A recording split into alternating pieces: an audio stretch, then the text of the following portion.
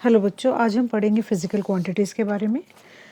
वो क्वांटिटीज़ जिसको हम नाप सकते हैं, मेज़र कर सकते हैं डायरेक्टली या इनडायरेक्टली, और जिसके टर्म्स से हम लॉज़ ऑफ फिज़िक्स को एक्सप्रेस कर सकें, फिज़िक्स के लॉज़ को हम एक्सप्रेस कर सकें, उनको बोलते हैं फिज़िकल क्वांटिटीज़। जैसे मान लो आपको निकालना है टेबल का एरिया, तो एरिया का फॉर्मूला क्या है? Length into breadth. तो टेबल की हम लेंथ लेंगे और ब्रेड्थ मेजर करेंगे, तो लेंथ और ब्रेड्थ जो है वो है इसकी फिज़िकल क्वांटिटी, और जिस यूनिट में मेजर करेंगे उसको हम बोल देते हैं फिज़िकल यूनिट। तो examples of physical quantities are length, mass, temperature, यानी कि जो भी क्वांटिटी जिसको हम मेजर कर सकें डायरेक्टली इनडायरेक्टली, तो वो हो गई हमारी फिज़िकल क्वांटिटीज़। अब ये जो फिज़िकल क्वांटिटीज़ हैं ये दो तरह की होती हैं, एक होती है फंडामेंटल क्वांटिटीज़ और एक होती है डिराइव्ड क्वांटिटीज़। तो फंडामेंटल क्या है? जो बिल्कुल बेसिक है, independent of other physical quantity है, जो किसी से निकाली नहीं गई है, जैसे मास, लेंथ, टाइम, तो बिल्कुल बेसिक है। इसके टर्म्स से हम दूसरी क्वांटिटीज़ को एक्सप्रेस कर सकते हैं, तो वो होगी हमारी फंडामेंटल। और डिराइव्ड की उनसे होती हैं जो फंडामेंटल के ऊपर बेस्ड होती है। जैसे मान लो मुझे स्पीड निकालनी है, तो स्पीड क्या हो गया? Distance upon time. तो दो बेसिक क्वांटिटीज़ को यूज़ करके मैंने क्या निकाला है? स्पीड निकाली है, तो वो हो गई डिराइव्ड क्वांटिटीज़। तो स्पीड है, मोमेंटम है, फोर्स है, जहाँ पर हम फंडामेंटल क्वांटिटीज़ को यूज़ कर रहे हैं और उससे हम उसकी किसी भी चीज़ की जो हम वो फाइंड आउट कर रहे हैं, तो उसको बोलते हैं डिराइव्ड क्वांटिटीज़। तो ये बेसिक डिफरेंस है दोनों में, फंडामेंटल और डिराइव्ड में।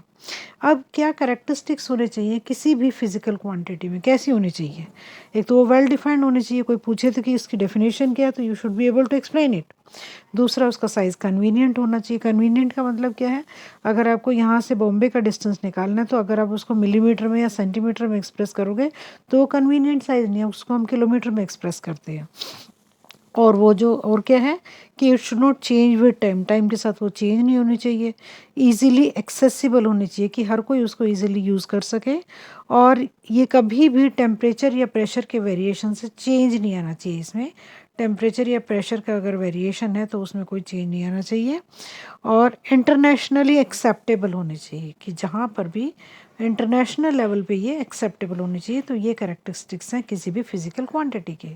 अब जो हमारे सिस्टम्स हैं कि जिसमें हम फिज़िकल क्वांटिटीज़ मेजर करते हैं, तो ये हमारे 4 सिस्टम में, पहला है सीजीएस सिस्टम, दूसरा एफपीएस सिस्टम, तीसरा एमकेएस और चौथा है SI, international system of units. CGS में सी मीन्स सेंटीमीटर, जी मीन्स ग्राम, एस मीन्स सेकेंड। तो जहाँ मास को हम ग्राम में मेजर करें, लेंथ को सेंटीमीटर में, टाइम को सेकेंड में, तो ये है हमारा सीजीएस सिस्टम, ये फ्रेंच सिस्टम है। एफपीएस में फुट, पाउंड और सेकेंड आ जाता है, फुट लेंथ के लिए, पाउंड मास के लिए और टाइम के लिए सेकेंड। एमकेएस में हमारा मीटर, किलोग्राम और सेकेंड आ गया। और एसआई जो है वो हमारा इंटरनेशनल सिस्टम ऑफ यूनिट्स है, जो मोस्ट एक्सेप्टेबल है। और इसमें ये एक तरह से समझ लो एमकेएस का ही ये एक्सटेंडेड फॉर्म है। एमकेएस में हम मीटर, किलोग्राम और सेकंड यूज़ कर रहे हैं, तो ये उसी का एक्सटेंडेड फॉर्म है। क्या एक्सटेंडेड फॉर्म है? इसमें हम 7 बेसिक क्वांटिटीज़ लेते हैं। 7 बेसिक क्वांटिटीज़ में आ गया length, mass, time, temperature, electric current, luminous intensity and quantity of matter.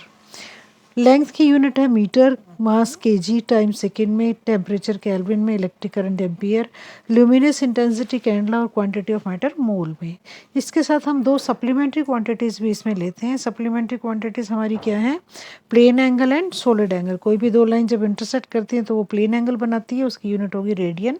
और जब कोई भी 3 डायमेंशन में जब हमारा एंगल बनता है उसको हम बोलते हैं सॉलिड एंगल, और उसकी यूनिट होती है स्टीरेडियन। तो ये 7 बेसिक क्वांटिटीज़ और 2 सप्लीमेंट्री क्वांटिटीज़ मिलके बना देती हैं एसआई सिस्टम।